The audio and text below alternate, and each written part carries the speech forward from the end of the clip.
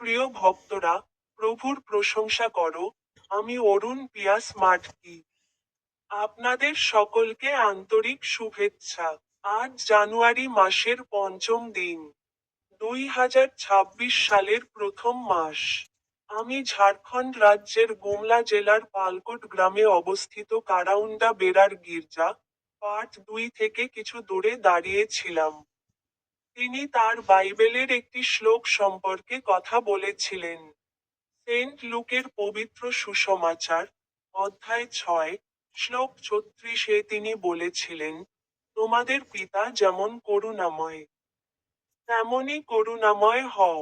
তোমাদের সকলকে আন্তরিক শুভেচ্ছা। আমার ইউটিউব চ্যানেলে স্টিক বোতামে ক্লিক করতে ভুলবেন না।